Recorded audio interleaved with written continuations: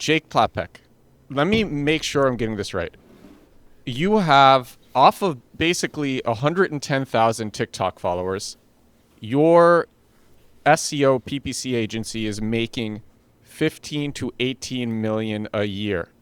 And you have 45 people, and you are expecting to double it this year. And I'm not sure, is it ARR or headcount or both that you're expected to double in? You're a little ahead of the curve. 18 is our goal by the end of this year. But we are on track for that. And we will have to increase our size to roughly 60 by the end of the year. Okay. And, but I think you said last time that, you're expecting to do a 15 to 18. Okay. Yeah. And you have completely removed yourself from the day to day. Yeah, no, I don't do anything. Well, you bring the clients. I do. I am full-time in the content creation for the business. You put your beautiful face in front of the camera. People go, I want that guy. I want that guy's agency. Actually true though. That is pretty much the whole play. So when you came on the podcast last time and shared this, Goggin, you messaged me on X and you're like, I want to hear how Jake is doing this. I have all these questions. And I'm like, let's do a podcast. And I said, Jake, are you down? And Jake, you were like, I'm down. And so that's why we're doing this. Yeah, absolutely. Yeah, So I think Goggin, I've been following Jake for a while. I don't know how I saw your TikTok or something in my feed, and from there I started to follow. But I was not joining like the lives because of the time zone difference. But recently, after your podcast with Edward, and I was like, maybe I should try to like stay up late at night and see like what Jake is talking exactly. And it seems like you got a fairly like good audience, like who actually engage with your live. Because I've seen Yes. some people try to do the live, but it's mostly like chit chatting, not like industry specific questions. But your audience is like, I just want to know about marketing, SEO, and I was like, this is like a really, really good audience that you have built over time. Yeah, it's not always been that good. It definitely takes cultivation. I would say the very cool thing about the audience is that I have a couple of regulars who are very reliable as far as keeping or getting the conversation going. Once people start to see that I'm engaging and I'm actually responding, they get emboldened and then they get engaged, and that just, compounds. But I might be getting ahead of myself for people who are listening that haven't been on one of my lives. The format is remarkably simple. I don't make it complicated. It simply just says, ask your marketing questions on the top of my screen. And I kind of have like a little spiel shtick that I've done over the years. I throw it in every couple, 15 minutes or so. That's just like, hey, I'm Jake the Wizard. Welcome. Glad you're here. If you've never been here before, I run a marketing agency. I'm here to answer your marketing, your business development, and your sales questions. If you've got anything so that you can grow your business, drop it in the chat. I answer every question. Something like that, a little variance here or there. But, and I keep it very, very loose. I answer questions that aren't about those things as well. I get random questions all the time. And it's just a very chill atmosphere, to the point where people have told me multiple times that they hop on the live and it's their background music. They're working, they're just doing stuff, making breakfast or whatever it is, and they've just got me on in the background listening to whatever it is I'm saying at the time.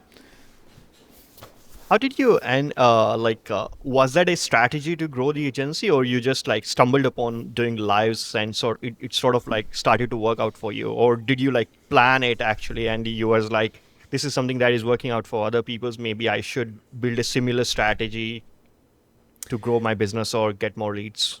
Yeah, I don't know. It's a good question. I think the idea for it came from seeing other successful lives that were not about marketing or business development, but had a similar idea. I'm sure you've scrolled past the live that's like, let's talk about Star Wars, or share your favorite music with me, or things like that, that are very engagement focused and driven. And I realized very quickly that engagement breeds engagement on these social platforms, right? The more people you engage with, the more activated members of a live or a video pushes that live or video more and engages more. I've tried other things over the years, having a guest, like doing the split screen stuff, and nothing quite clicks as smoothly as just doing the Q&A and being fun, being relaxed with it, but acknowledging every question. So Yeah. And how did you sort of decided to move out of daily operations and just focus on content side of things? Because I'll just give you bit of context. So I run a small marketing agency from Melbourne in Australia, and we work with some clients in US and many clients in Australia. And I know other people's too, who run PPC, multiple services agencies, and they are we also want to get out of daily operations as a founder. That is something that we don't enjoy. Like most of the founders, they have to do sales. It's, if you are the one who started the business, then you have to put yourself out and do the lead generation for the business. But many people are just caught into the two things, do your route, like what you are doing right now, or just do the operations. And many are just in the middle, where they are trying to do the content and they are also having to do the operation side of things. How did you plan this out where you got your operations right and your content strategy is also going all right for lead generation?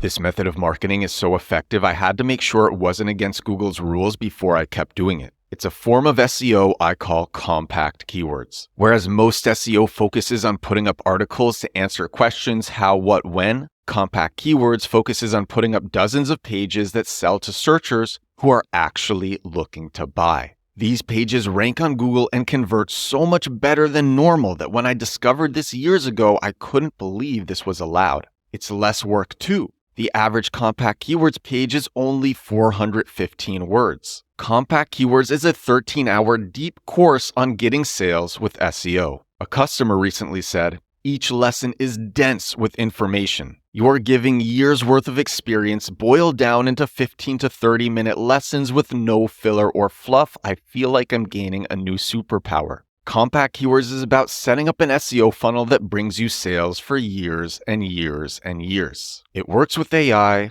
it's less work than traditional SEO, and it makes way more money. You can get it now at compactkeywords.com. Back to the podcast. I think the first part is hiring people that are better than you. I mean, my SEO team, my ads team, each one of my specialists, I'll never catch up to them. They are just better than me. And so when a project gets sold, I don't have to worry about it, right? I think that's something that a lot of founders struggle with, especially in scale, because they want to get the cheap person. I'm just going to be honest about it. I've had that conversation so many times, and it's like, well, we can get a junior person that can take this off of my plate. And it's like, okay, you do that. Yeah, you saved $20,000 a year on their salary, but now you have committed your time to manage and train and overview and oversight, rather than just getting somebody who's like, I'm great, talk to you once a week, just send me the work. So I think that's a huge part of why I've been successful is just when it's time to hire, I don't try to retain anything for myself or for the business. I get the best person. And what happens is when I get that best person, I retain people longer. I make clients happier and they expand their packages.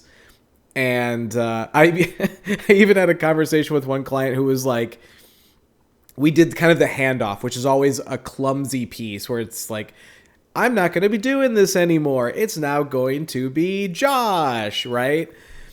And they emailed me like 2 months later and they're like, hey, Jake, I love you, but Josh is way better than you. So I think that's a huge part of it is like, I don't have to worry about that because I hired the right people. And then the other part of getting out of everything, I actually am not out of everything. I'm just in everything as a content creator. So internally, all of our SOPs and instructional videos, I shoot those. So I'm still involved in all the departments. In our sales calls, I get on and I'm kind of like an intro agent, right? The person gets in, oh, Jake, great to see you. Yeah, great to see you too. I'm here. I've got, Dave with me. Dave is going to take us through it, but I'm here to sit with you on your side and hang out and just kind of listen to what Dave has to sell. And then I kind of almost get to play this like little, like it's us versus Dave, the sales guy, and have like a little bit of banter back and forth. And that makes it way more comfortable for them because they feel like I'm playing on their side of the table. It's a little bit of a cheat too. So I'm not really out of everything, but my core focus is the content and the results of that content across the business. You had an interesting story where you hired, what was it, like a business mentor? And then you made that business mentor your CEO. Mm-hmm. So how did you, like, when did you decide that you needed a business mentor? What drove you to that? How hard was it finding somebody good? Did you get this person the first try, and how did you find that person? And then what was it like transitioning that person into your CEO? So I had a very hard time. What was it? Hold on. I'm counting the years back. It's 26, 25, 24. The start of 2023 for my agency was very rough. We made a big shift in our package offerings away from kind of very cheap a la carte SEO into a more full service white glove experience. And I had not sold anything that expensive before. And so getting new clients on that was a challenge. And we kind of put all of our existing clients on like a 6-month timer to upgrade to the new packages. Well, that meant that in 6 months I lost, 50% of the clients. Now, granted, the clients that stayed covered financially, like the ones that left. But it was, we got tight as a business. And I had business mentors before, like casual people that I actually knew in real life that were just ahead of me in their careers that had given me advice. And it was always bad. I don't know how they were so successful. But like it never clicked. And maybe it was right advice, wrong decade or something like that. But they weren't good at it either. Like they didn't actually help me. And so I kind of hit like a rock bottom. And I remember sitting in my office on my couch, just like head in hands, like I don't know what I'm going to do next. Like my business is on a 2-month timer before it implodes. Wow.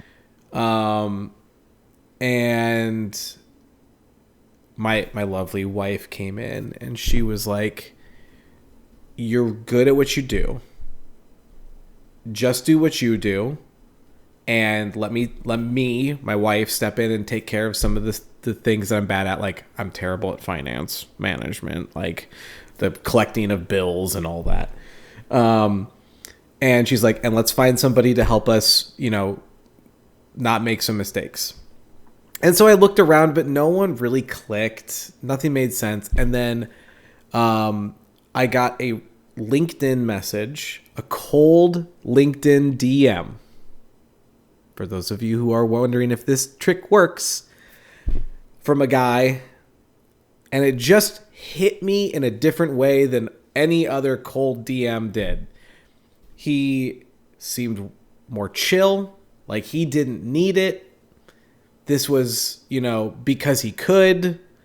And so I went and checked him out. He had multiple agencies bought and sold experience.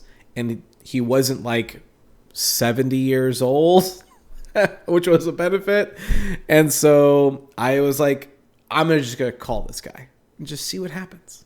I'm just going to call him. And I get on the phone with him. And we had 30 minutes planned. We start chatting. We don't chat a drop of business. We're just chatting. 30 minutes, 60 minutes, 90 minutes goes by.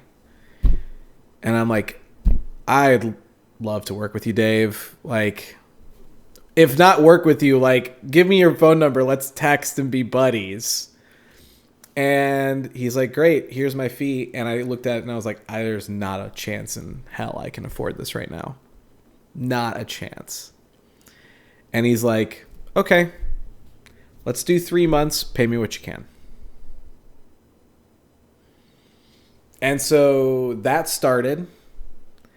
And immediately out of the gate, first week, he's telling me things that were roadblocks that were coming up the road for me that I couldn't see yet. Things that he had personally walked into, hit the wall, and gone around afterwards.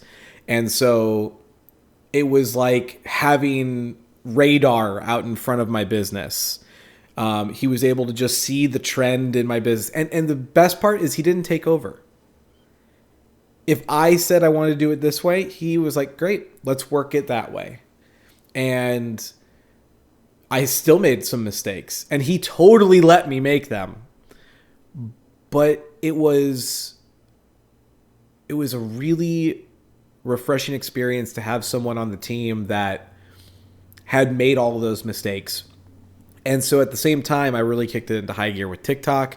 And so then 2024, we went from, good golly, we're going to close the doors, I hope we can make it, to we did over $1 million. And we grew the agency. And then that's when I ended up doing the merger at the end of that year. And when I came over to the new agency and we merged everything together, the old CEO bounced. Dave, would you come do it? And he's like, sure. And so that's how we ended up here. Wait, so you made, okay, so your revenue in 2024 was 1M. And now you're on track to hit 18M for end of 2026. And so I don't know, can you share what it was in 2025? 2025 was a combination of things. One, it was streamlining everything internally, getting a handle on internal budget. So at the end of 24, I ended up merging with Finch. So my agency was called Wizard Marketing. We only did SEO. Finch only did ads. We merged. And so that gave us a little revenue pop, right? Finch was your agency as well, or somebody else's? Somebody else's. And so we ended up merging agencies, splitting share, because ads and SEO, they're a match made in heaven as far as a marketing agency is concerned. They had their clients begging for SEO services. I had mine begging for ad services. And it made a lot of sense at the time. Like I said, the CEO kind of exited shortly after that because their books were very bad. They were not being very fiscally responsible as an agency. And so myself and Dave coming in, we had to reset the board. And while we're resetting the board, we built a lot of effort behind lead gen. And so Q3 and Q4, we ended up closing, what was it? What did you say? Like 450K? You added like... Yeah, like 450K MRR Yeah. in just the last 2 quarters of last year. So, and that was with no pipeline to start with. No, like outside of a couple lingering things from me, Finch had no prospects when we merged because they weren't putting any effort in sales. They were all retention based. Yeah. What percentage of your revenue comes from your TikTok audience? And then are you getting like a substantial percentage from any of your other channels, such as like Instagram or YouTube? Is that me personally or the business in total? The business. So right now, our marketing strategy outside of cold LinkedIn DM, our entire strategy is built around advertising that features me. So whether it's organic channel growth, paid channel growth, pretty much everything is somehow connected to me in that strategy, except for cold LinkedIn DMs. These are ads. These are paid ads. This isn't like organic. Correct. Yes. Mm-hmm. And so you don't know the difference between like ads and organic, basically. We don't really differentiate it internally at the moment, just because everything somehow features me. So I will say this. In the past 6 months, 9 months, whatever, we have added 3 clients that are in our top 5 clients. All 3 of them have entered from organic TikTok. They saw a live, they asked a question, they DM'd, calendar, some longer than others close cycles, but all 3 of those came from TikTok lives initially. Has your inbound ever dipped really significantly? And then like, how did you handle team costs during that period? Like, did you, yeah, like a backup, maybe you had a backup or something. I don't know. I mean, the 2023, that was that year. Yeah. As an owner, I have a hard, firm stance. Owners eat last. You pay your people, you pay your bills, and then you pay you. And so that was a hard year. When I said we were up against the wall, my options were, can a critical employee and step back into delivery, but I get paid. Cut the vast majority of our expense structure, which would have made us go back to Google Sheets as a core management tool, which isn't the worst, but we didn't want to. We had a very, very elegant automated system through Monday.com that is phenomenal. Or figure out something else to generate more sales, and in the meantime, I take no paycheck. Those were the options.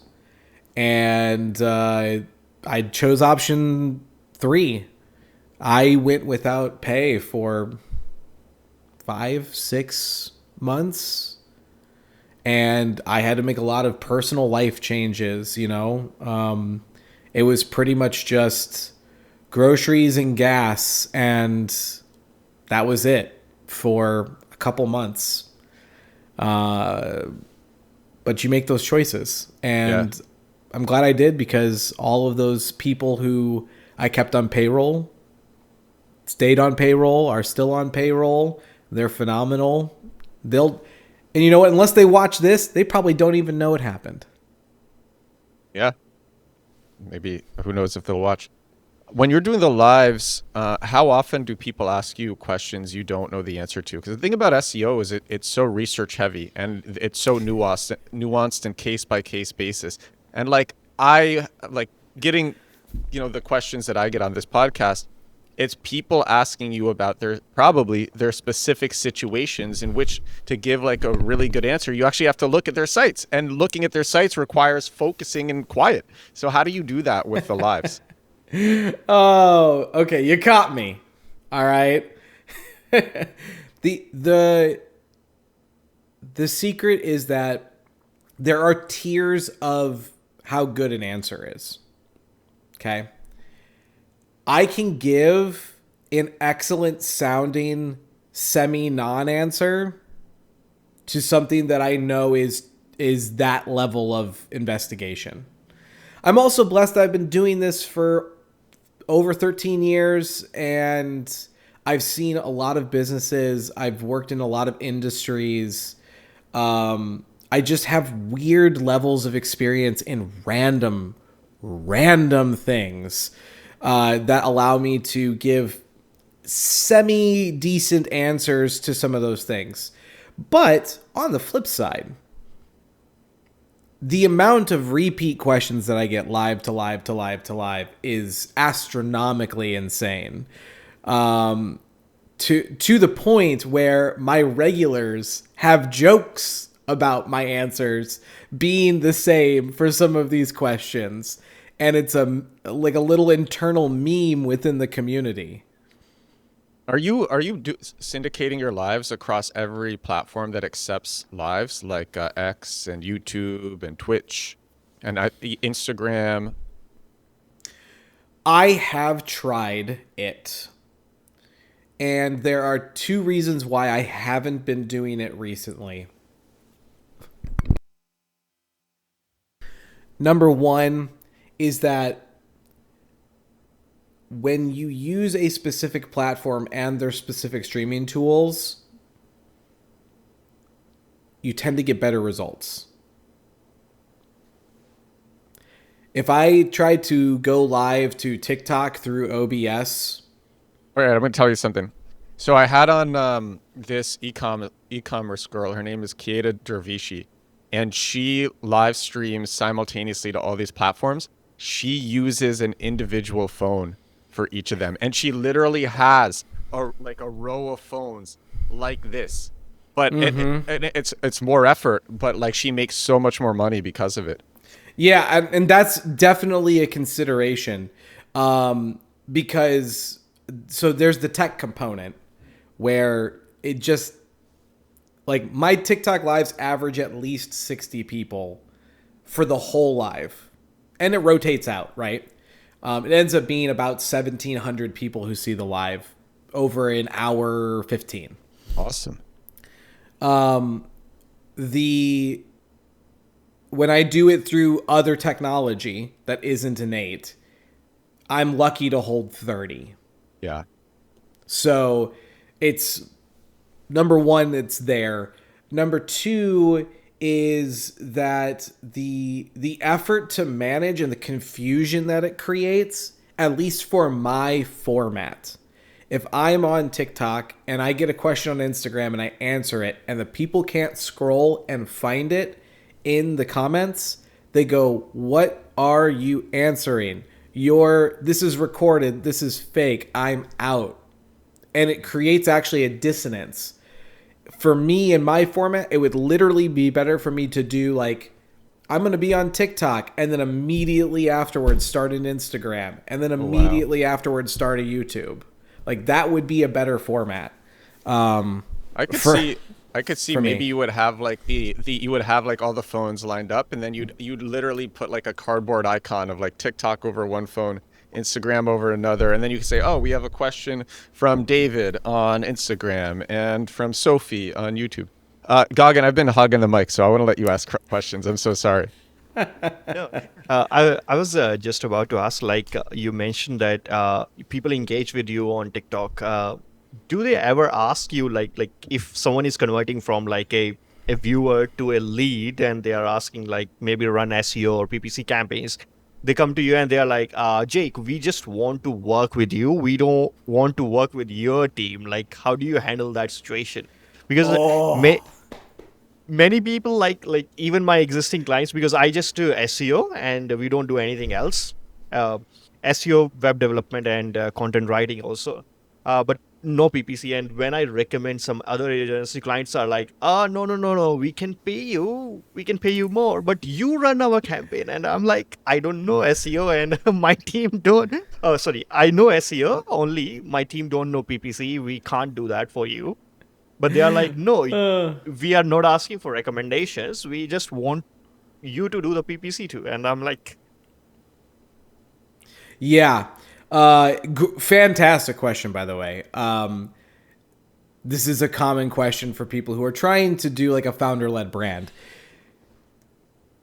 You have to make it part of your process to build the faith you have in your team with the person who has faith in you. Right? You're a link in the chain, right? So you build trust with the audience. Let's say Ed reaches out to me with his business. Oh, I like you, Jake. Let's do some business, right? Okay, and we get on a call and it's me and him and my sales guy. And it's like, well, you're going to work with our DSP expert, Jace. And Ed goes, And I'm like, wait, no, I wanted Jake. I wanted Jake, the marketing wizard. What is yeah. this? So at this point, it is now my job to build the trust with Jace, between Ed and Jace. So I would go, Ed, that's awesome. And I am going to be here every step of the way. I'm going to be in on the strategy. I'm going to be in on the deployment. I'm going to be in on your analytics meeting. You don't want me to do it. Jace is 10 times better at this than I do because this is all he does all day long. And so you start to build this conversation of like, the person Jake trusts is this other person. And so that's where you start to build that link. But then you have to be very cognizant of it in the sales and the onboarding process. I need to show up with that person. I need to be a cheerleader for that person. When it comes time to do our first analytics review, I have to be on that meeting to celebrate what that person did for the client. So you kind of make this weird thing where it's like, you're the face of the business, you're the reliable source that they trust. And then when they come behind the curtain with you, you actually are like the giddy little intern that's excited to work with everyone else in your agency. So you're on every sales call. I am on sales qualified lead sales calls. Okay. How many hours of like not including getting leads, just doing lives, putting out organic content. How many hours of agency work do you do a week? You mean outside of like content production? Outside of the content production, how many hours of agency? So that includes the calls with clients or potential clients. That includes any management, any research. Maybe 8. Okay, 8 hours a week. One day a week total, spread out across the week. I guess maybe your team is like giving you inputs on campaigns, like before a sales calls, they already have like a research document for you that you can just review and see, rather than you yourself going into like Google Search Console or GA4 or trying to dig the numbers. Yeah, I mean, me and my sales guy have a really great rapport. I am very, very good at winging it at this point. Like, if you're a potential lead for me, and you're hearing me say this, I I care greatly about your account. I'm just Oh, you very, just turned very down good. you just turned down the volume of your mic. If you would Oh, put it. I thought I was hitting too high. There we go. Yeah. Yeah, I'm very, very good at very little information being translated into strategy. It's one of my superpowers as a marketing person. So I can go into a meeting cold, pull up a website while I'm talking, and develop a strategy on the spot. Likewise, my sales guy can do that too. And we know everything that our team does. So all we have to do is plant a seed. We don't have to get detailed with it. And that's a secret I think a lot of people screw up in sales is they go too detailed too early. I need you to buy on a certain level of trust and vibe. Clients who buy only after you've given them the strategy will always be headache clients who hold your feet to the fire and have no pliability.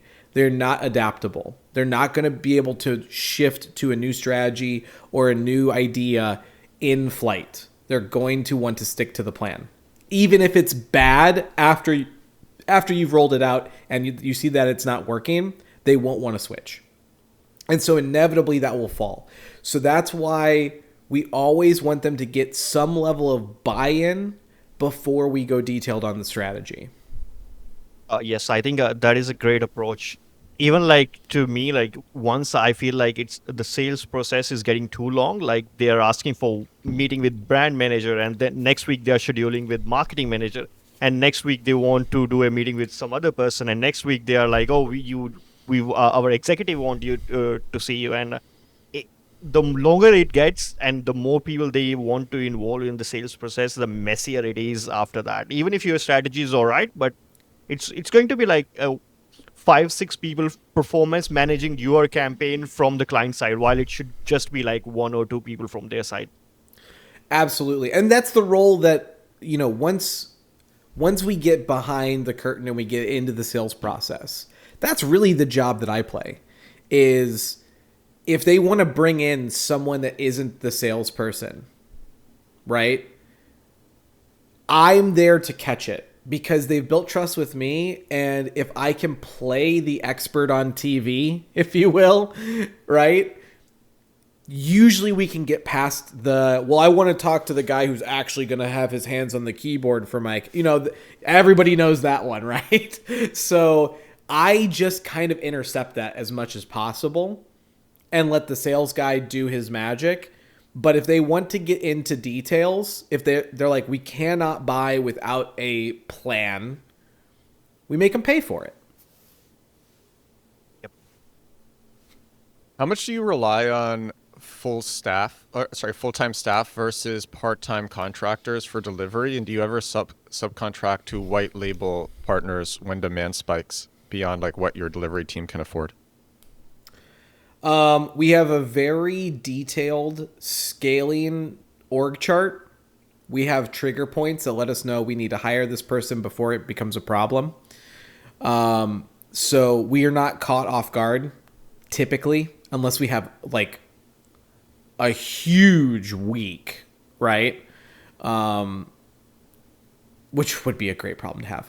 That being said, we have very, very minimal contractors in the business. They're hyper specialists that we bring in. For example, we have one client that is German speaking. My SEO team is all US based. So we have a German SEO specialist, follows our strategy, our rollout methodology, everything. They just speak German.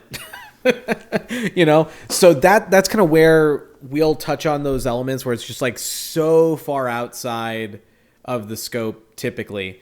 But generally very low contractor. And rather than white label anything through, we would rather you work with our partner because, and here's the reason why we like that over a white label. Yes, you have trust with us, but if we use that trust to sell something with our name on it and the other people don't drop the ball, don't hit your vibe, because I think vibe is incredibly important in picking your agencies.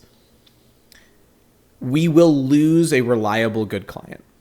Whereas if we say, hey, we don't do that, that's not our thing. We don't do email marketing, at least not yet.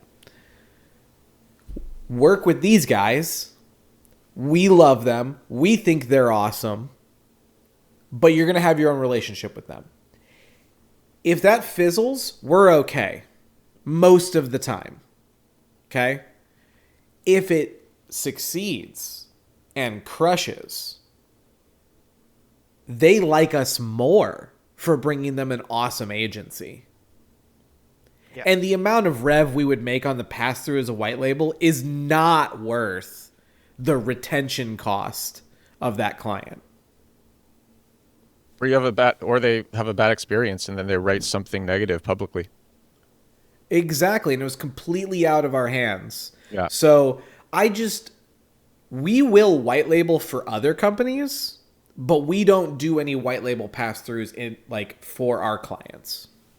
Yeah. And even like to me, like many clients, they ask like which AI content generator SaaS tool they should buy. And I'm like, I can't, I know the names. I have used most of them, but I'll not make like a specific recommendation to you. You should just like go to their websites. These are all the 10 names, and just go to their website, fill the form, talk to their sales team, and decide based upon that. Like it's just too sort of like a tricky situation, because you can see that they offer a great product, but how your client team is going to use it, that's where the outcome is. And you can't like promise that by your recommendation of a specific company, you know.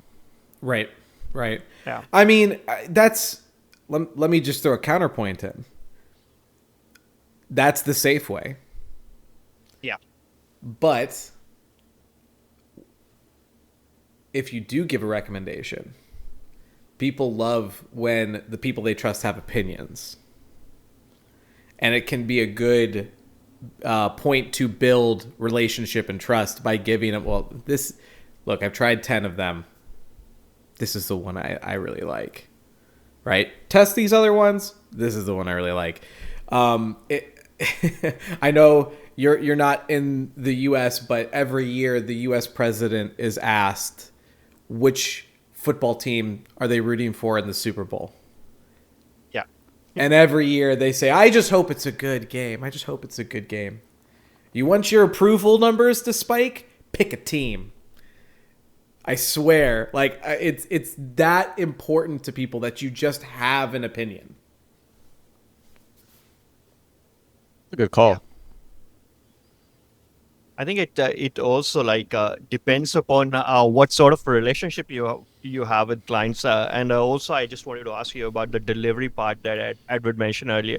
I'm not sure like what market you are targeting, like SMBs or enterprise market. Like how is that split for you? Like if you can share anything about that, and how do you manage the delivery for like SMBs versus the big guys? You know. Yeah, I mean that answer is actually wrapped up in the way we present our brand.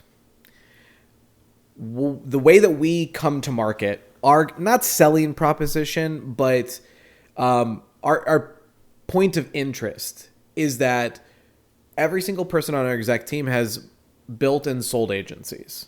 So this is like an agency swan song agency, right? Our goal is to kind of be your agency's favorite agency, if you will. All right. And we're doing enterprise level tactics because we've all worked with Fortune 500 companies, but we're focused on lower to mid market, right? We want clients, like our ideal customer profile is anywhere from like 15 to 25 million in revenue, looking to scale to 50. Like that's our sweet spot. We have about a 60% split of e-commerce to non-e-commerce. E-commerce is definitely easier just from the ads perspective. Like it's a home run every single time. But we do have a good presence in hospitality. We have a good presence in local service business. We have a good presence in enterprise software.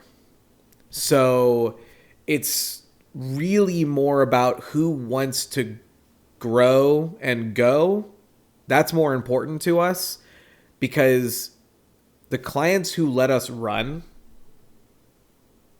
have massive amounts of growth.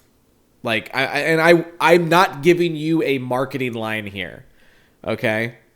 Like last year, our blended ROAS across all of our accounts, so this is account company wide, our blended ROAS was 12.65 for growth.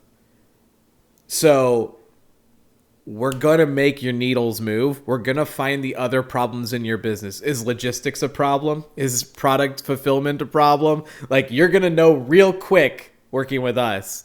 So that's kind of how we position ourselves in the marketplace. Goggin, you're muted. I think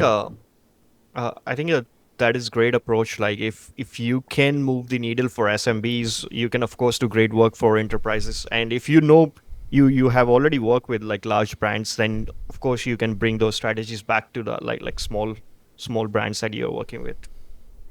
Enterprise level experience in a boutique setting. So a lot of people who would pick an enterprise solution but don't want to be lost in the crowd as a number, right? Like, oh, I'm just one of their Fortune 500 companies, you know? We're going to care a lot more about those accounts at our level.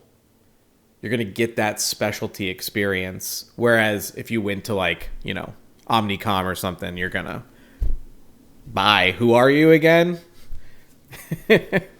Yeah. So we were I talking think, about... Oh, go ahead. Yeah, I think you have hit like a lucky spot maybe, because it's really hard for almost everyone that I know, like who run agency or who is involved with the operation, to get right at scale of the revenue numbers that you are doing right now. So I think congratulations on that. I'll tell you the secret. It's a super simple secret. And every single agency listening to this podcast can use this right now. You are not charging enough. You need to raise your rates. Period. Full stop. That is the problem.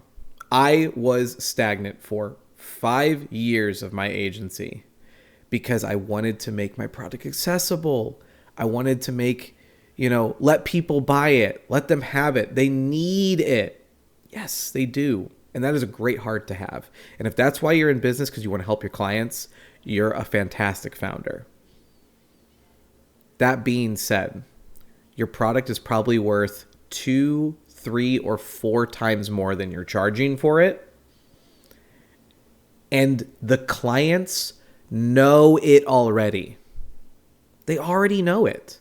They know they're getting a deal. You need to bring your payment in alignment with the value you create. And the people who know that already will be okay paying it. That's it. You're not charging enough. And it feels sickening to raise your rates. Believe me, I've done it 3 times. And every single time, it's made my business better. It's made my clients more satisfied. It's made my relationship with them stickier. It's given me more power to do things in my agency I couldn't do before. And honestly, you burn the chaff clients off, which is really, really helpful. So raise your rates.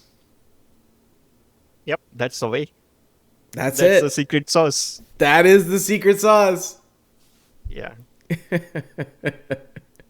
We were talking about margins before, and a lot of agencies, they see their margins compress as they grow. And so it's like especially due to added complexity. And so how have you protected margins, and what has been your biggest margin killer? Oh, wow.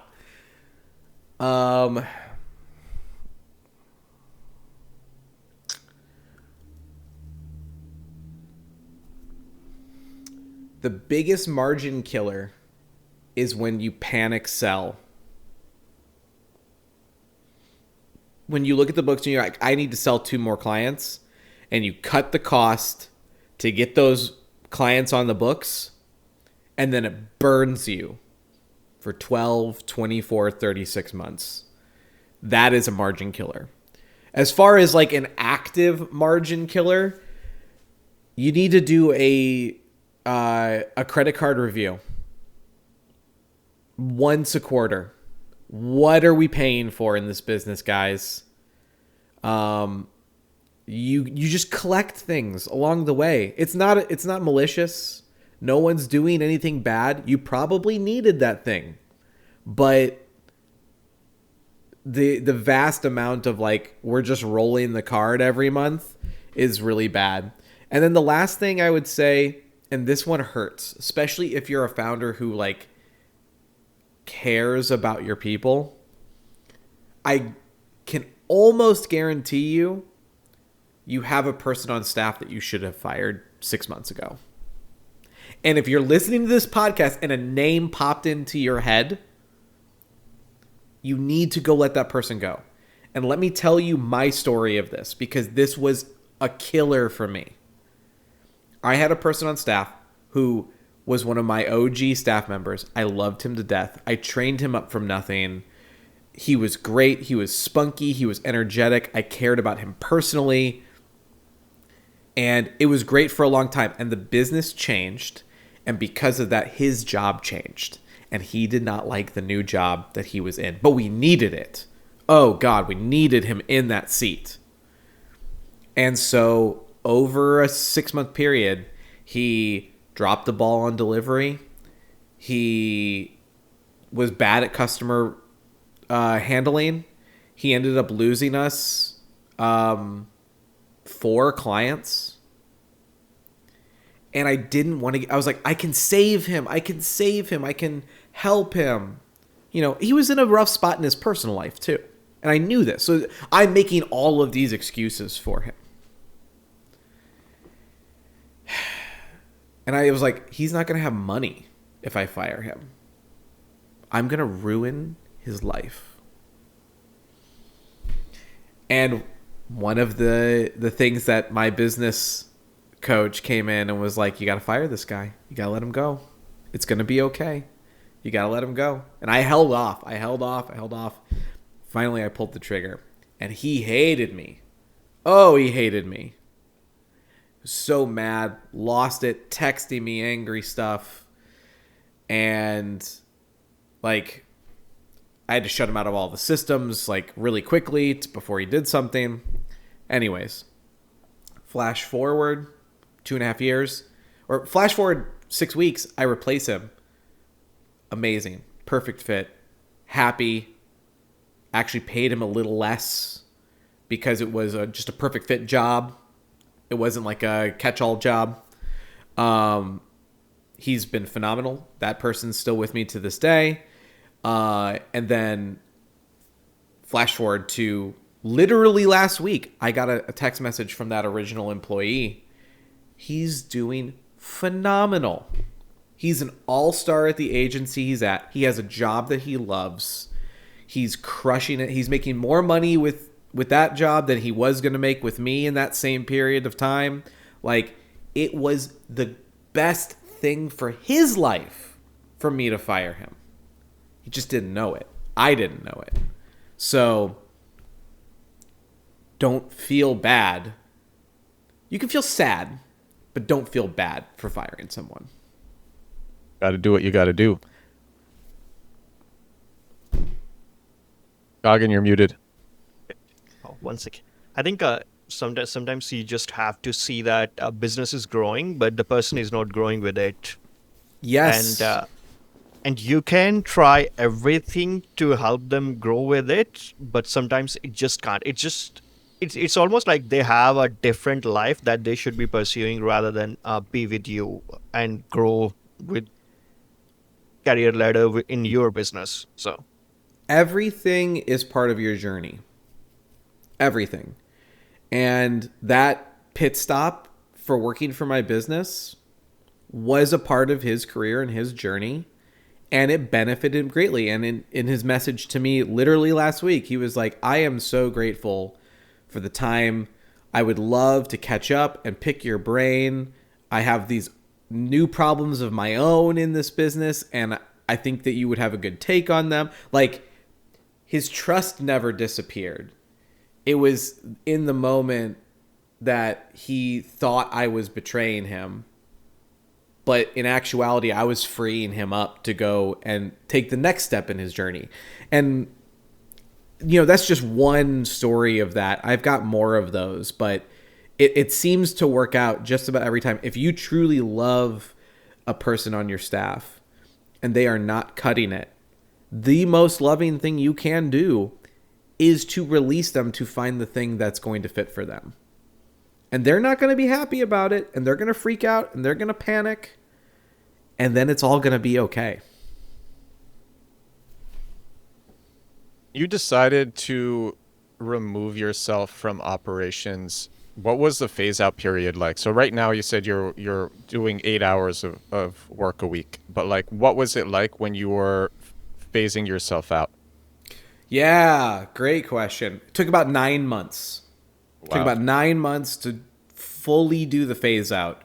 So phase one was because I was running all of the SEO strategy and overseeing implementation.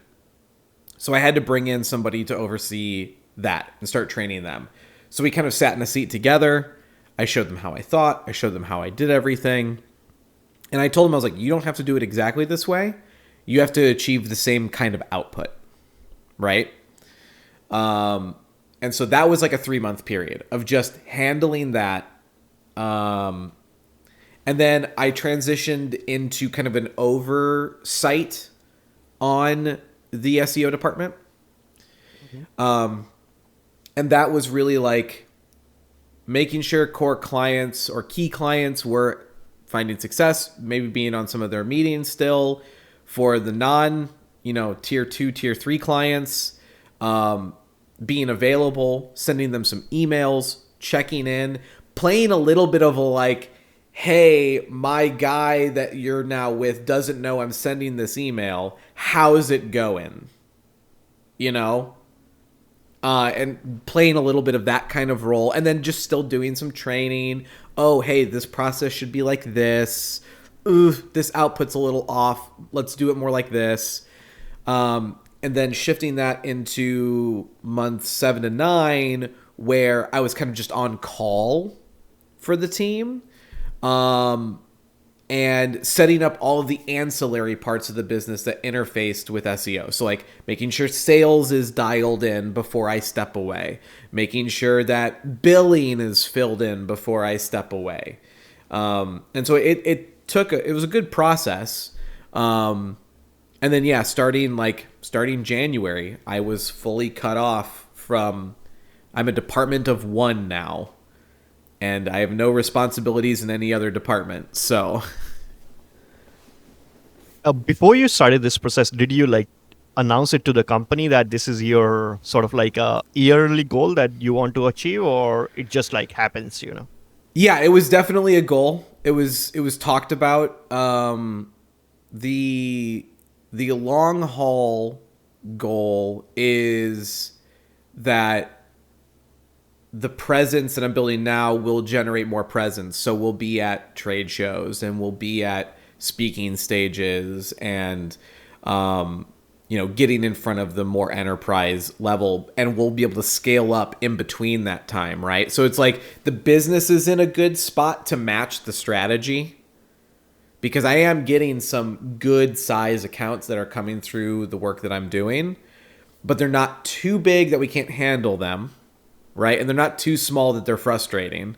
And then as I scale up, that should also scale up. So it's just worked out well as a strategy for the agency overall.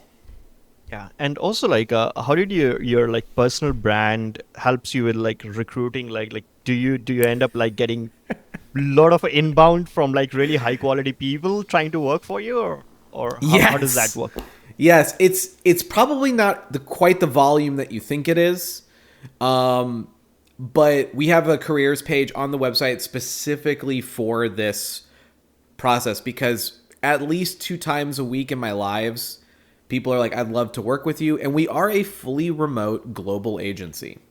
So if you're qualified and you're a fit, the possibility of you working for us is legitimate and real.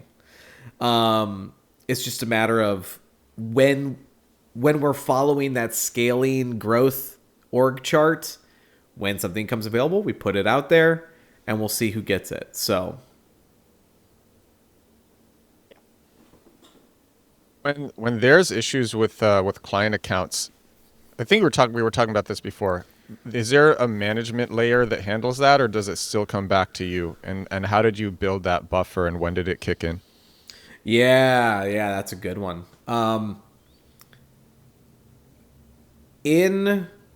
So we have a text channel in our company chats. It's called the Red Alert channel. Everyone has access to it. Everyone can type in it. And it is there for when you need the exec team's eyeballs on something right the heck now. And that is where I get involved, is that if a client is in a meeting, they can be in a meeting with the client and type in the Red Alert channel. And if they drop the link to that meeting, I'm in it. Or one of the exec team members is in it. Okay? My job in that kind of like Red Alert process is I sit on the side of the table with the client. I look back at the agency and go, oh, these fuckers, like, how are we gonna get them? Like, I can't believe they've done this to us, you know? And so I get to play a little bit of an interesting role because I get to legitimately kind of come at my own team and they have to defend themselves. I love them and I know that they have a good reason. Like, my team's not just going to drop the ball because. But that's kind of the role I play, is like, I want them to feel like there's someone more angry than them, because there can only be one angriest person in the room. And this is a great tactic you can use if you ever have a Red Alert situation, is be the angriest person in the room, because there is a natural psychological response in humans that you want to calm down the angriest person. So if you become the angriest person, the client who started angry will actually try to calm you down. They will walk back a lot of their sentiment to the point where the real problem is. So I get to play that role. I get to Hulk out and like be that guy. And does your team know that this is like a thing, and so that it doesn't hurt them when you Hulk out? Yes, absolutely. Okay. Absolutely. It's like, David, it was a mistake for you even being born. And the client is like, Jake, come on, calm down, Jake. You're going a bit too far. You know, it's just we're spending too much on ads and not making enough. Come on, like. Oh my gosh, one of my favorite moments that I ever had. I had a account representative that was on an account, and he got his opportunity to pursue his dream of being in Broadway musical theater. Like, this was a stopgap for him, and it always was. And he was on an account that was a little rough. And so he's like, I'm putting my 2 weeks in. All like applaud for him, like great stuff. But the client was a little dissatisfied. And so I went in there, I was like, I fired his ass. Like, here's your new account manager. Like, I can't believe he treated you that way. And it worked out great. Yeah, I bet. So we were talking about this too. What does your leadership team look like? Like, how do you stay? So you have like the Red Alert channel. How do you stay aligned with the CEO or general manager without like really getting? I mean, you're doing 8 hours work a week, but without like really getting in the weeds. And does that person set goals for the agency?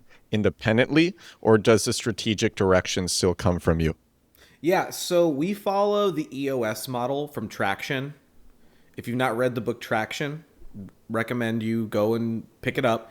It discusses the EOS model, the entrepreneurial operating system, EOS, and it has a very, very good way of structuring your business specifically from a internal management and comms flow directive. So our CEO, the core part of the EOS system is how your executive leadership is structured and how do you interface and communicate. So I'm just going to give you the whole book really quick because it's easy. All right. So at the top of your org chart, you have your visionary, which is usually your CEO, and their job is to think about the business 1, 2, 3, 4, 5 years from now. They also can do no work. Like they cannot be involved in doing anything because they have to hold the direction and look at the business today and say, where are our problems, right? Underneath that person or associated with that person is your integrator. This is your day-to-day person. They take the vision from the visionary and they turn it into operational action, okay? So we really kind of have two CEOs in like a functionary, but one is our CEO, our visionary, and the one is our COO. Rachel is our chief operating officer. And so she kind of really runs the business from like a day-to-day technical perspective. The vast majority of people at the business actually report to her just from an org chart alignment. And then the way that you kind of communicate in the business is you do these weekly meetings called L10s, okay? And so an L10 is simply this. When you sit in your org chart, you have an L10 up and an L10 down, meaning that you have an L10 with the group of people directly above you, and you have an L10 with the group of people directly below you or adjacent to you. So from an executive position, as like kind of the marketing leader, I do an executive L10. That's my up, right? And then I do a marketing L10 with my marketing group, one L10 down. And it's a 90-minute meeting. It follows a very simple structure. You can go ask ChatGPT what that structure is. It's super simple. It provides so much clarity, and it doesn't allow you to have a massive amount of like meeting bloat in the week. Eating That's bloat it. is awful. Meeting bloat is the worst. It doesn't mean it doesn't try to exist. Like it still tries, but everybody in the organization has an out, and it's simply this: is this going to directly impact the business within the next 7 days? And if the answer is no, it becomes an item in your next L10. Easy. So, okay, everyone reports to Rachel. Was Rachel in place before you took on this this business mentor as the CEO, or did that CEO hire Rachel? Rachel worked for Dave, my business coach, CEO, Business coach, at yeah. one of his previous agencies that he sold and exited. So when we got together, he's like, because I am not an operations person. I am crap at operations. And Dave is also not good at operations. Like strategically, yes, but operationally, no, right? In fact, we've been on Monday.com for 2 years, and Dave still has not accepted his invitation to log into it. Like that's where we're at, okay? But Rachel, her favorite thing, like she would say this if she was on the podcast, she saves spreadsheet work for the afternoons so she can have fun working in spreadsheets. Oh, I like spreadsheets. Yeah, she loves spreadsheets. And so like she was a necessary piece that we needed to help the whole thing kind of click together. How did Dave find her? It's a great story. He found her. She was uh, like a secretary at a office building. You know, when you go to an office building and there's like that one random check in at the sheet and they don't really do much. That's what she was doing. And she was getting paid technically below minimum wage. And she just had a je ne sais quoi. And so Dave was like, I'm going to bring you over. And he trained her up from having no business skills at one of their previous agencies to being like his. She never made it to his right-hand man at the previous agency, but he's like, she was capable of it. And so when we made the transition over here, he like reached out to her and was like, come over with us. Wow. So cool. For people who want to find their own Dave, their own business coach to make a CEO, what would you recommend? Like, what qualities would you recommend looking for? What experience and background would you recommend looking for? Yeah. Gosh. Oof. It's a good question. First of all, you need to evaluate if you're a CEO. Like, I think that this is an important part, is that a lot of founders are actually great operators. They have a great product. They built a great thing. And they know that thing and they love that thing and they care about that thing. You're actually probably a COO type rather than a CEO type. CEOs, their unique quality is that they know how to have a vision and get people to get to that vision on their own. That's called leadership, right? Not management. And I think most founders just don't have that as a quality. And this is not a knock.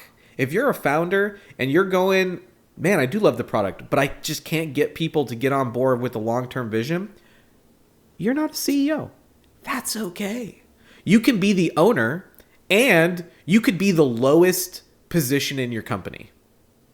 Both of those things are totally like a lot of founders are actually director of sales, like chief sales officer.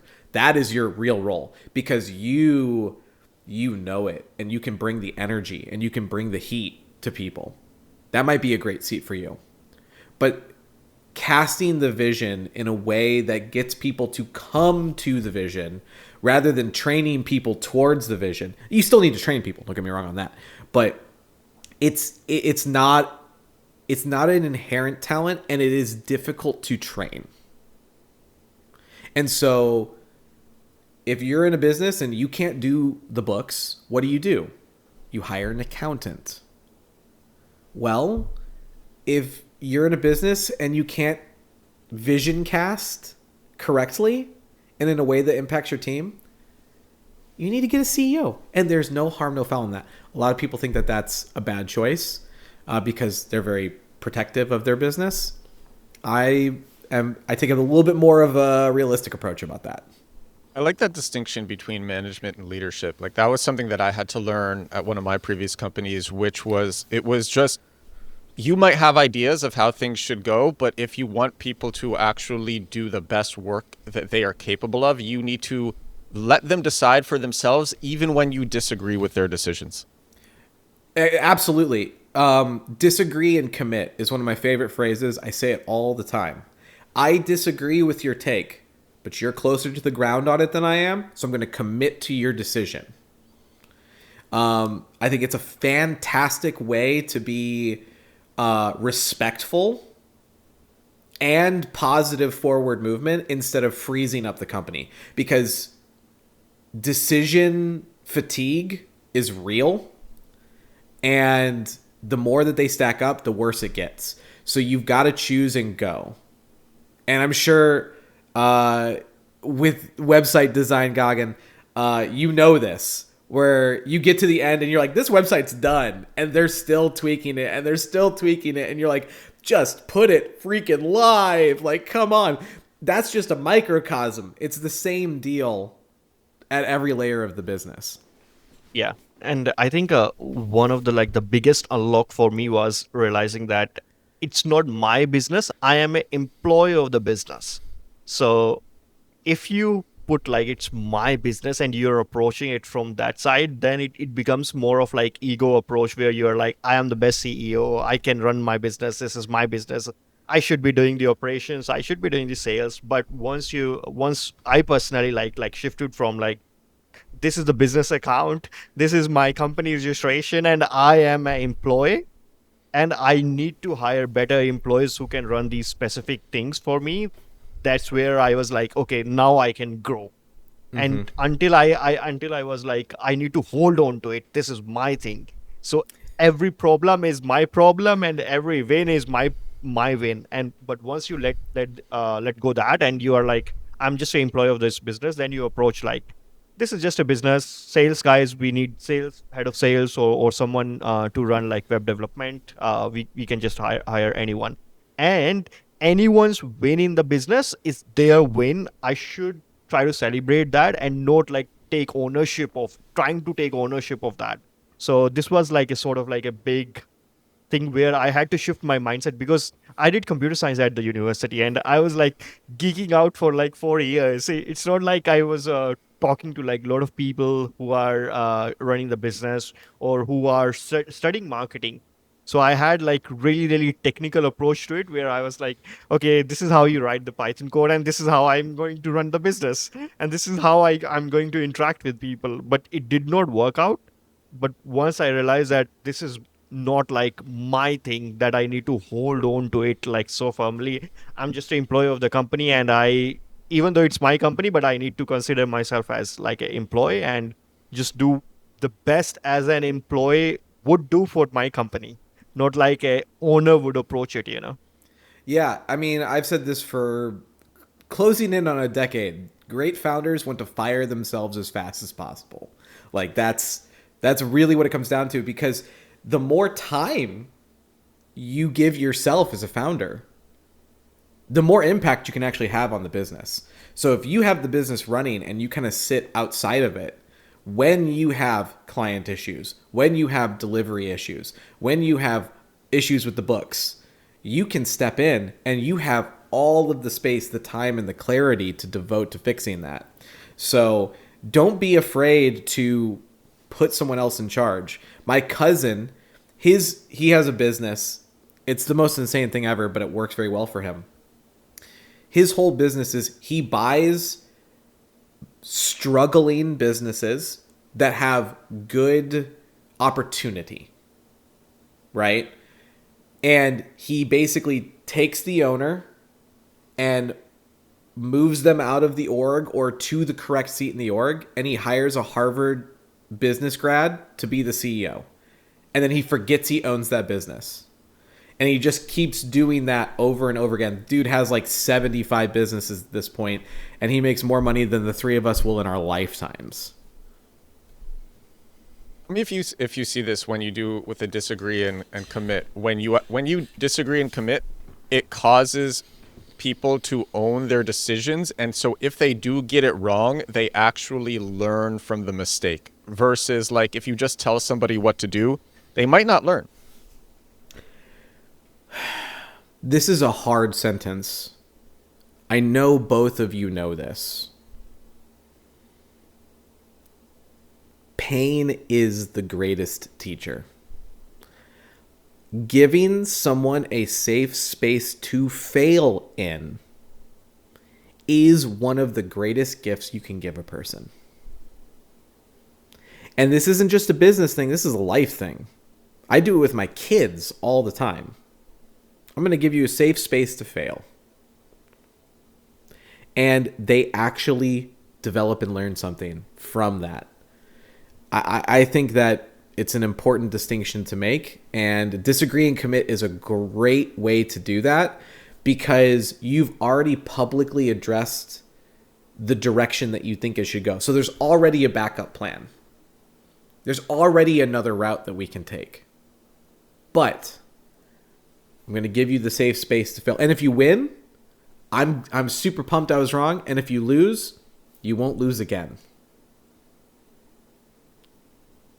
How many we were talking about this earlier. How many distinct service offerings do you have, and how customizable are engagements? Like, do you hold really firm on standardized, productized packages, or will you customize offerings for the right client? I, Also, sorry. yeah. Yeah.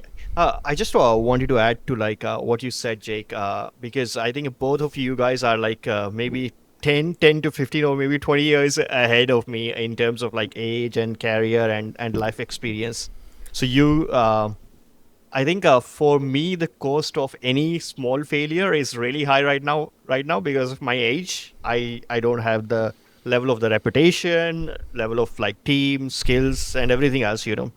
So it what would your advice be to like someone who is just like 25 looking back like I'm not asking your age, but like if you look back and you say you see yourself at age of 25 and you're running this agency, you're trying to grow, then what you will tell yourself? Like, I just wanted to ask it, so that's why, sorry I interrupted. I No, mentioned that's a great question. I'm going to Gary V on you for a second, okay? yeah. You've got all the time in the world. When you're young, you have the opportunity to make the big swings and the big swing for the fence moments. Take your big mistakes now, because I guarantee you, as you get older, your perspective on being able to make mistakes will shift, and you'll look back and go, I could have made the bigger mistakes back then. It feels like you can't, because it's also fresh and so new and so scary, and you haven't probably had enough failures to realize how big each failure is, right? So what you consider a small failure now might be an extremely nominal risk when you get later on in your business. And so I would encourage you, like you have flexibility, you've got capability. I can, just tell from this that you're a clever person, which being clever in business is a superpower. Take your risks, do it. And then as you have more to lose in the future, start bringing in that risk assessment, risk management. It doesn't mean you don't still swing for the fences. I just had this, right? Like a couple weeks ago, we had a client who was a very, very large SEO client. We had a quarter of their book of business. And I wanted to get the whole thing. The person who originally signed up with us was unexpectedly exited from the company. And the new person came in, and I could just tell right away we weren't on the same wavelength. Like, it was like, oof. And I could have sucked up. I could have changed how we deliver. I could have done a lot of things to ride that account out for an extra 6 months. I went in, I took a swing, and I put down the I know more than you card. You either trust me or you don't. And guess what? I lost the account. And that was a revenue hit. Not something that we can't survive, but it was a nice, cozy, we were doing $25,000 a month SEO package with them. And that was only a quarter of their business. You can do the math on that. That's a good SEO account. It wasn't worth all of the other pains in the business for me to not take that shot. And so sometimes the risk is actually multi-leveled, and you got to kind of evaluate it, because I didn't want my team to have to change what they did for this client for the next 6 months, for them to churn out anyways, because she didn't really like me and she didn't really like the way that we did it. She was very old school, not a lot of new techniques in her bag for SEO. And so it didn't pan out. But guess what? I saved my team a ton of effort, a ton of headache, and we've opened up a gap for a new client, and we've already signed 2 more accounts that have covered most of that.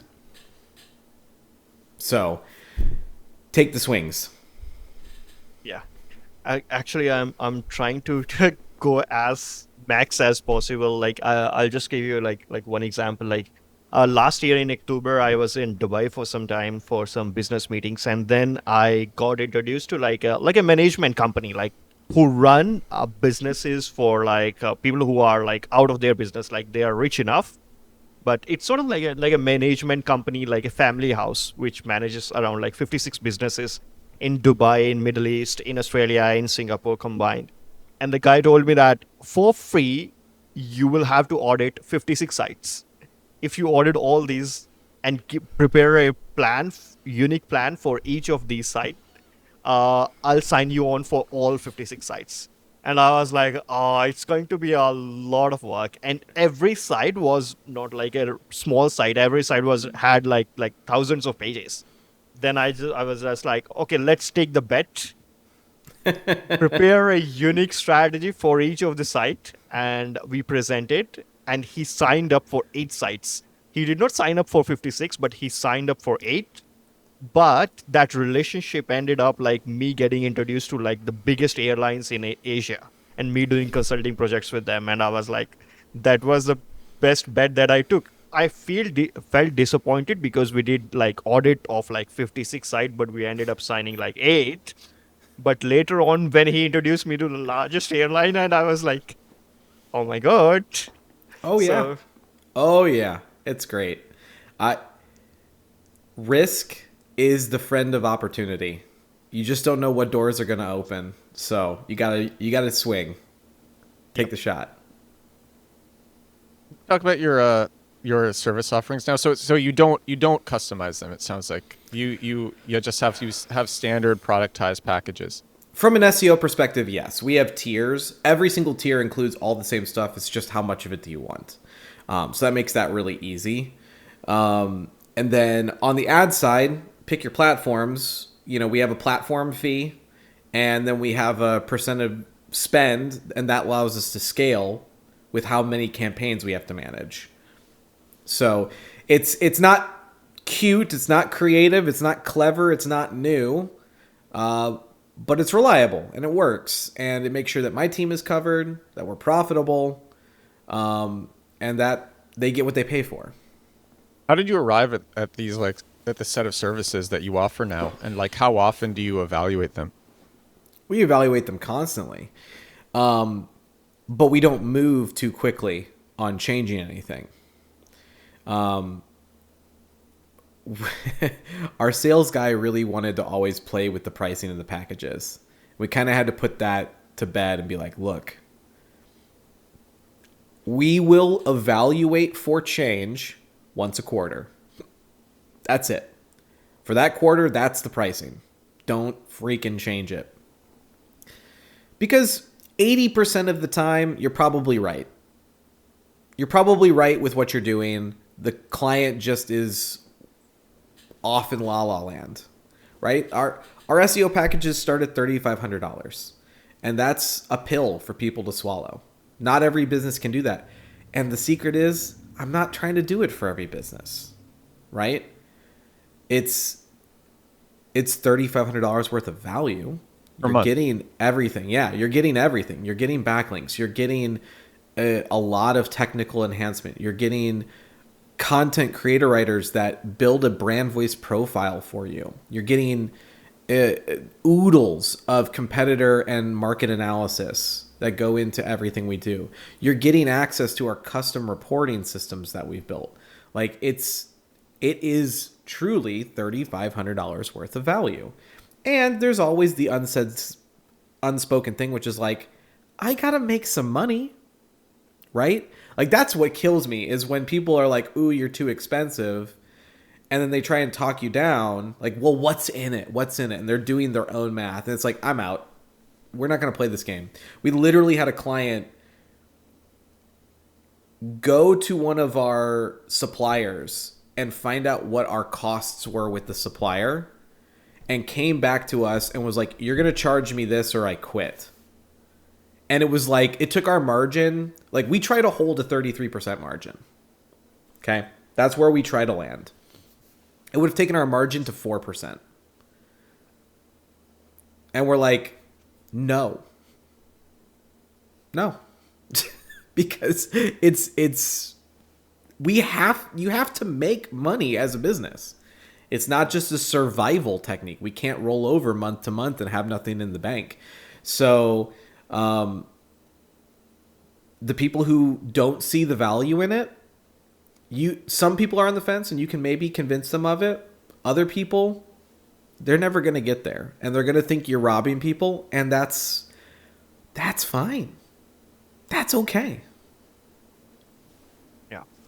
And I think for you, that pricing is right, but I am more flexible on the pricing if I see potential. Like if a startup raises like $1 million and they are coming to me for SEO and pricing is becoming a problem for them, I'm more flexible because I see the potential that today they raised 1 million, tomorrow maybe they end up doing like Series A at 20 million. I want that relationship right now, and just doing that has worked out really, really well for me.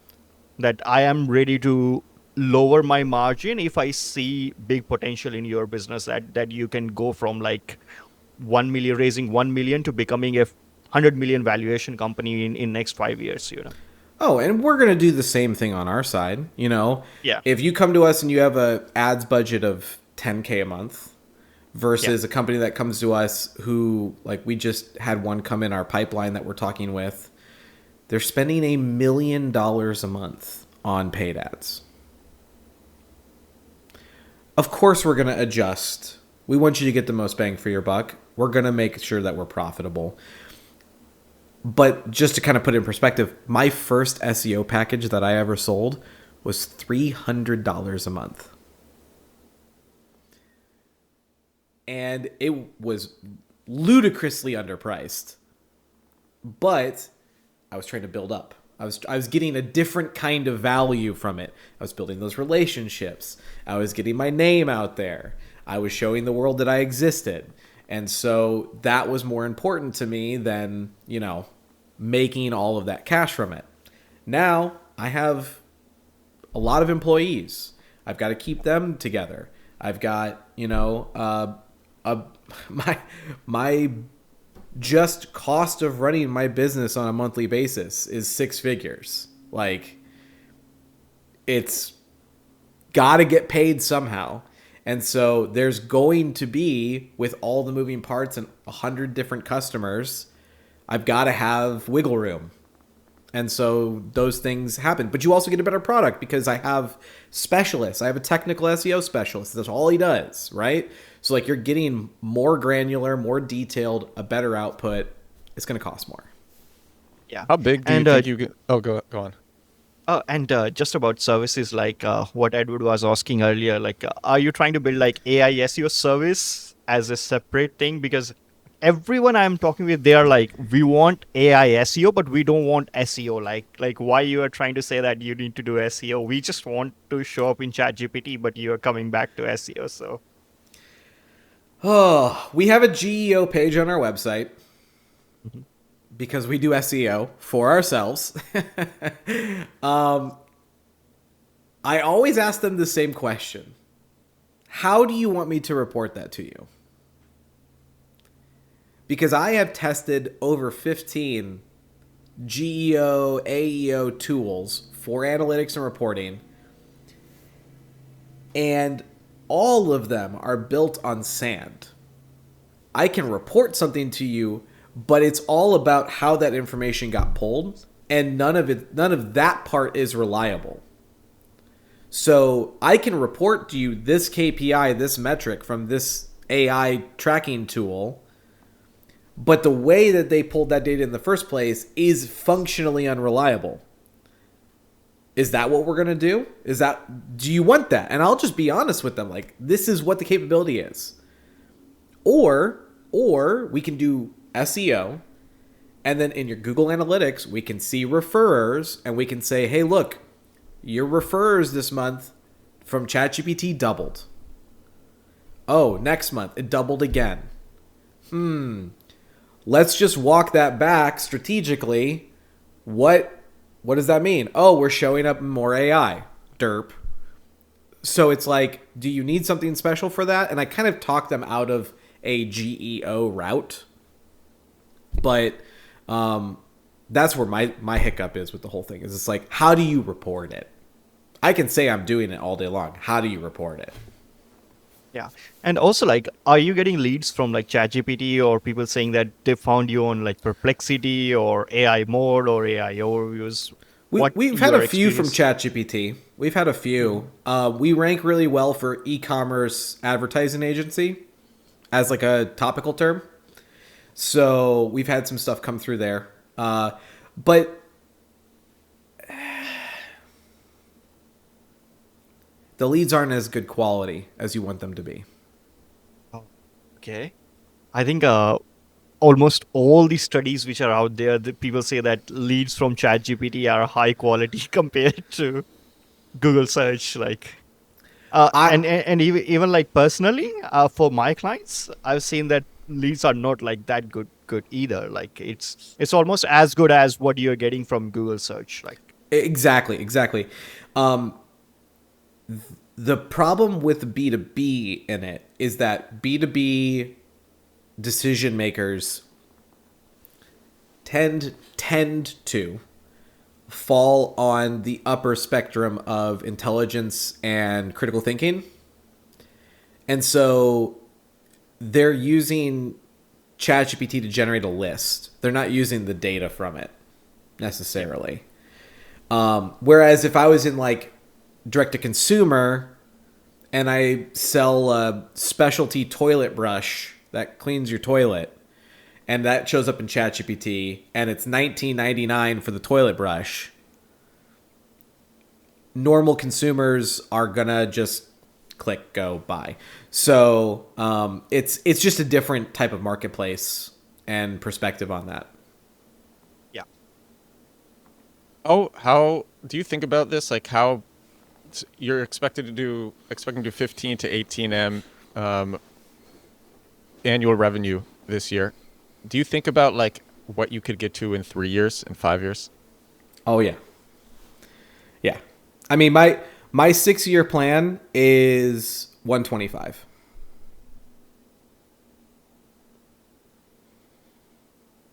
You can do it. Yes, yeah. I You was will about do to it. say that. You will do You it. will do it. Yeah, you will do absolutely. But not only that, With what margins?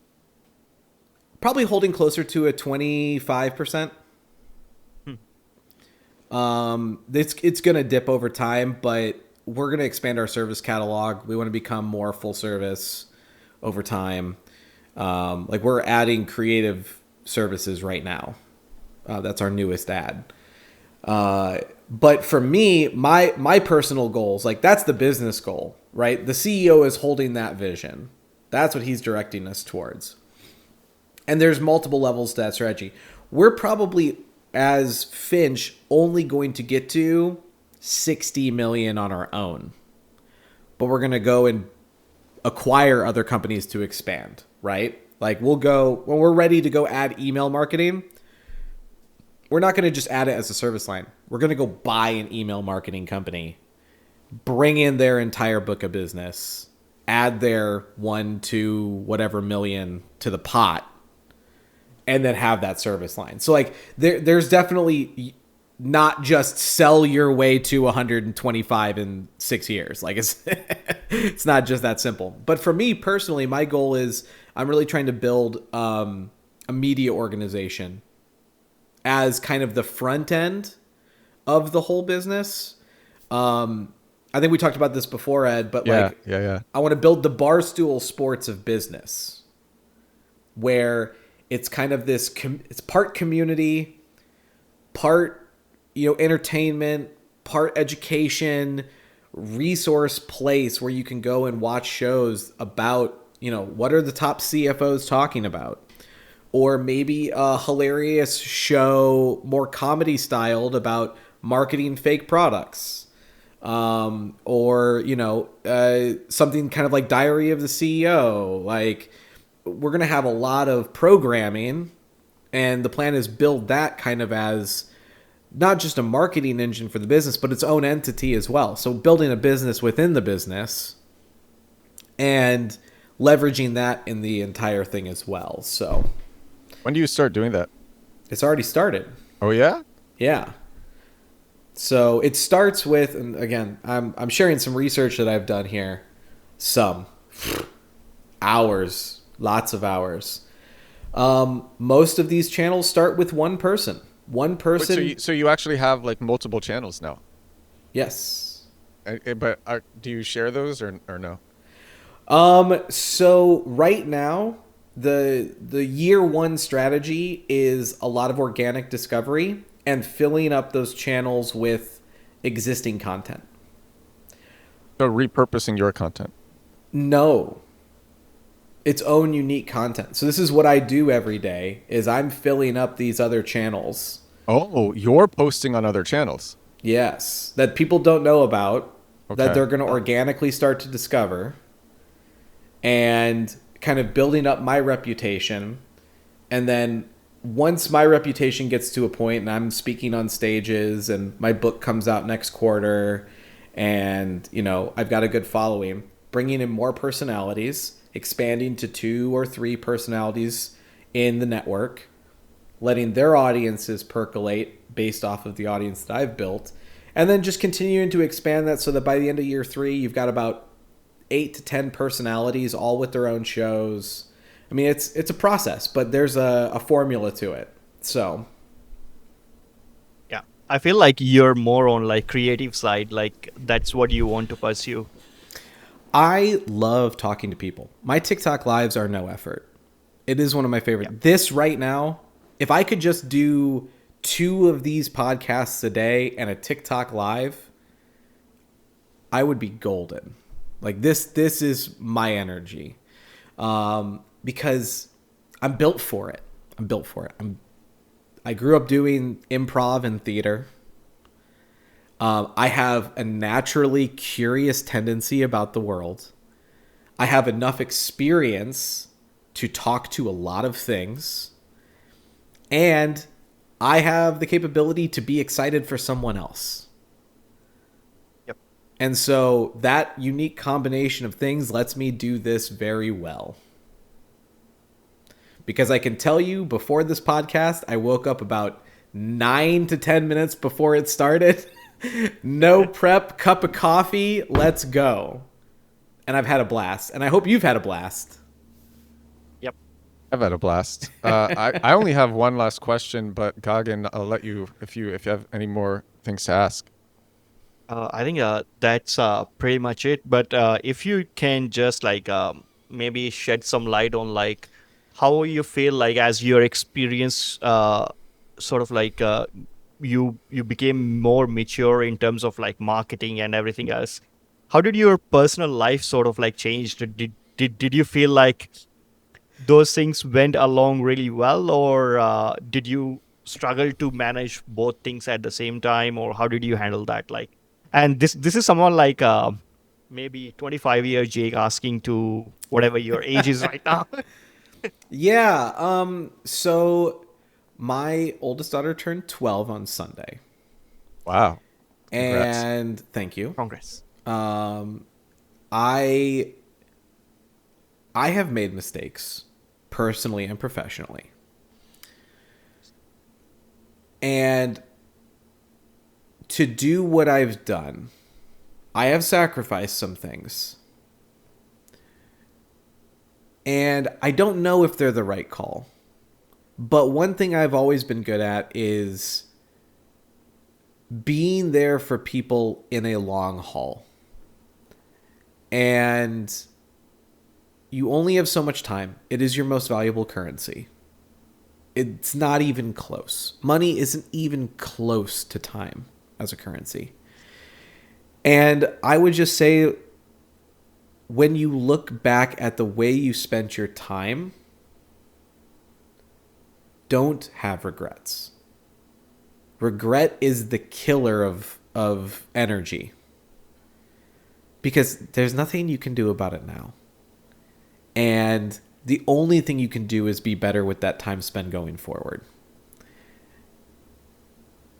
And so I probably traded more personal time spent than my kids will look back on favorably. But the trade-off is that I've made sure that in an uncertain world, in an uncertain economy, that they won't have any problems. That they're not going to have to suffer in that space. That's the trade that I made. Was it the right one? I don't know. Was it a trade that a lot of successful business people have made? Yes. Yeah. And I hope that they understand that when they get older. That's it's a vulnerability. I don't know if you have kids, Goggin. Do you? No. I'm not married yet. Well, take your time. Yeah. I'm not planning to get married for like next 5-6 years more. So Great. yeah. That means that all of your time is yours, and Yep. you can spend it on stuff that's going to pay out in the long run. Yeah. And of course, that's a really cool, with no regrets, really. Like, there's nothing contingent on it. So take advantage of that. yeah. And so here's my final question, Jake. You have a ton of Star Wars posters behind you. Is it intentional that your mic looks like a lightsaber? I've never thought about that before. Really? No, that's amazing. It's the handle of the lightsaber. Come on. Oh my gosh, that's phenomenal.